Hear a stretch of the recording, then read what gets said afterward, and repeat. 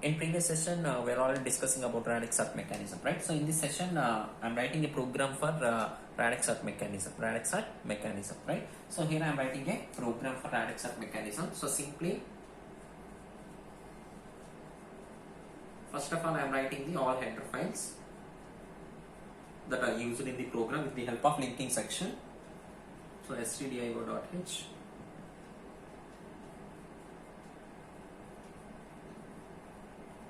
conio.h. So here I am using normal program. So you can write using functions also, right? So simply create one user-defined function in that radix sort function. In that function, we are creating one more function, that is count sort function. We can call recursively until all positions has been completed. But here I am writing a normal program. So here, first of all, we can declare all the elements that are globally. So I am taking one array E of 100, B of 100. So for number of elements into the array purpose, we are taking n value. For looping purpose, I am taking I value. For specifying the position purpose, we are also taking position. So position. For find out the k value, so greater value in the number of elements, I am taking k. So that is also set to be. So initially k value is set to be 0, right? So here then I am writing main function, while main. So in that main function,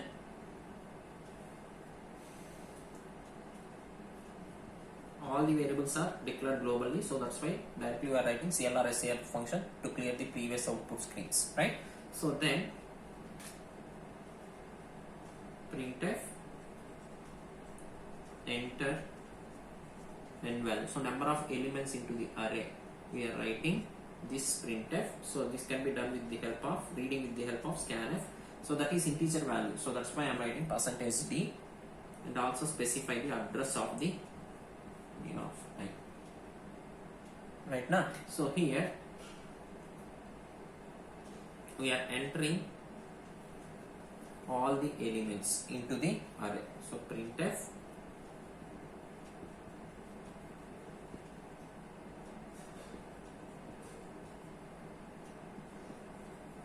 enter the array elements. So start from 0 to n. So for I equal to 0, I less than n, I plus plus. So we can read all the elements into the array. So scanf %d ampersand e of I. So in that we can find out the k value, greater value in the array. So for that purpose, if e of I greater than k, we can set k is equal to e of I. So this is the procedure for find out the highest element in the array.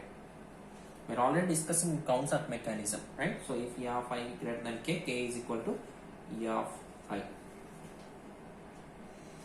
Right? So here I am printing all the elements before sorting. So printf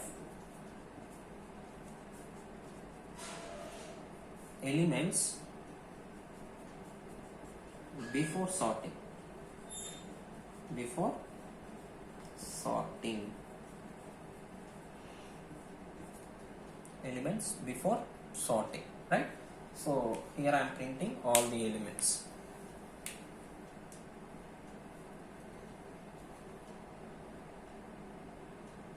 Starts from I equal to 0. So I is equal to 0, I less than n, I plus plus, right?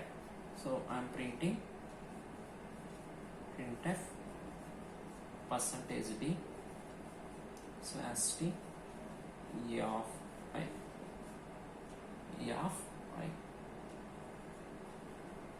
So before sorting, elements before sorting. So here after sorting, we are printing all the elements. So after complete this procedure. So similarly, so after sorting. So first of all, we can print this statement.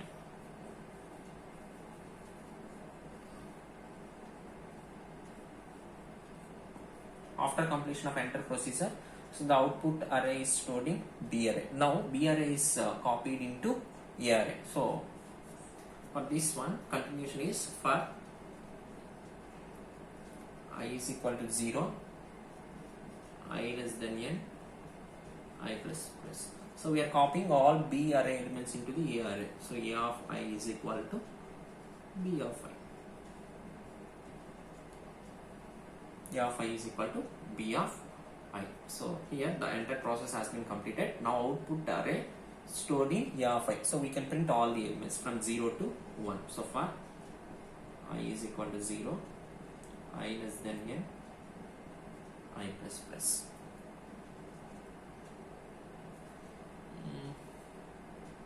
Printf percentage d slash t A of I. Right now, so get ch, close. Right, so this is the program, and also initially count array is set to be 0 na, so that's why here I am writing in this. So int, so here I am writing int count. So count size is fixed, 10 is equal to 0. So all the elements are zeros, right? So here this is not 10, this is n. So we are checking n condition up to, we are checking the condition up to n values in count array. For this 10, why? Because so after updating count array, size is fixed. So based on previous value, we can update the next up to 10 value. So that's why this is 10. So I think in previous session I can say this is 10. So please modify that one. So I less than n, right? So here I am taking one simple example. I trace all the elements based on these loops. You can understand everything. So why you are placing n, right?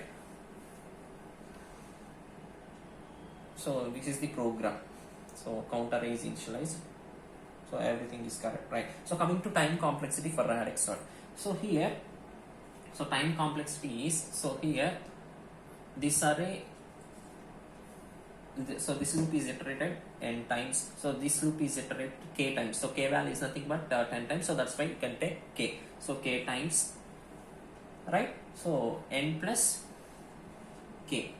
So based on positions, we can iterate the loops. So position. So position into n plus k. So this is the time complexity. Now suppose position value, k values are small values, just we ignore these values, right? So k value is 10, position value is also 3. So those are the small values, we can ignore those values. So we can consider time complexity is order of n, right? So order of n. So this is the time complexity for radix sort, right? So here I am taking one small example to trace all the loops, then you can understand everything, right? So this is the program. So here I am taking one small example.